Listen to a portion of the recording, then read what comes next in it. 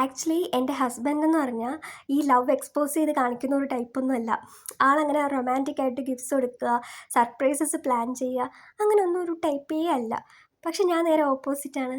ഞാൻ ഈ ചെറിയ ചെറിയ കാര്യങ്ങൾക്ക് പോലും ഇമ്പോർട്ടൻസ് കൊടുക്കും. അതൊക്കെ തന്നെ എന്നെ ഹാപ്പി ആക്കും. ഈ ബർത്ത്ഡേ ആണെങ്കിൽ ഞാൻ വിഷ് ചെയ്യും. ബർത്ത്ഡേ അല്ല, വെഡിങ് ആനിവേഴ്സറി ആണെങ്കിലും വിഷ് ചെയ്യാറുണ്ട്, ഗിഫ്റ്റുകൾ കൊടുക്കാറുണ്ട്. എനിക്ക് ഈ സ്പെഷ്യൽ ഡേയ്സൊക്കെ ഓർത്ത് വെക്കാനും അത് സെലിബ്രേറ്റ് ചെയ്യാനൊക്കെ ഭയങ്കര ഇഷ്ടമാണ്. പക്ഷെ ആൾ അങ്ങനെ ഒരാളല്ല.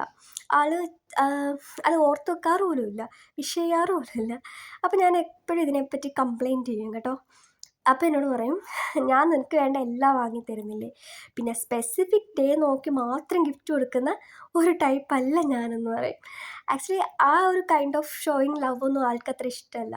സോ ഇതാണ് ഞാനും എൻ്റെ ഹസ്ബൻഡും തമ്മിലുള്ളൊരു കോമ്പിനേഷൻ.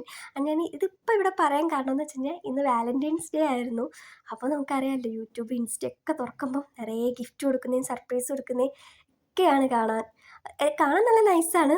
പക്ഷേ റിയൽ ലൈഫിലോട്ട് പോകുമ്പോൾ വളരെ സിമ്പിളാണ് അല്ലേ, പലപ്പോഴും പല കാര്യങ്ങളും. ഞാനിപ്പോൾ എന്തായാലും ഇതിലൊക്കെ യൂസ്ഡാണ്. കാരണം അല്ലാണ്ട് തന്നെ പല പല കാര്യങ്ങളും എന്നെ ഹാപ്പി ആക്കുന്നുണ്ട്. ഇപ്പം ഞാനാണെങ്കിലും തിരിച്ചങ്ങോട്ട് ഓരോ കാര്യങ്ങൾ ചെയ്തു കൊടുക്കുന്നതിലാണെങ്കിലും, ഈവൻ കുക്ക് ചെയ്ത് കൊടുക്കുന്നതിനാണെങ്കിലും അങ്ങനെയൊക്കെ ഭയങ്കര ഹാപ്പിയാണ്. വീട് ക്ലീൻ ആക്കി വെക്കുമ്പോൾ തന്നെ എനിക്ക് തന്നെ മനസ്സിനൊരു സമാധാനമാണ്. അതെല്ലാവർക്കും അങ്ങനെ തന്നെയാണല്ലേ. കിച്ചൺ ക്ലീൻ ചെയ്യുമ്പോഴാണ് എനിക്ക് ഈ കാര്യങ്ങളൊക്കെ തോന്നിയത്. ലവ് എന്ന് പറഞ്ഞാൽ അങ്ങനെ വലിയ ഗെസ്റ്റേഴ്സ് മാത്രമല്ല, ഈ ഡെയിലി ലൈഫിലെ ചെറിയ ചെറിയ എഫേർട്സും ഒക്കെ എൻ്റെ ഒരു ഭാഗമാണ്. ഇപ്പം നോമ്പ് ടൈമും കൂടിയാണ് അല്ലേ. അപ്പോൾ നമ്മുടെ ലൈഫ് ഒന്നും കൂടി ഒന്ന് സ്ലോ ആവും.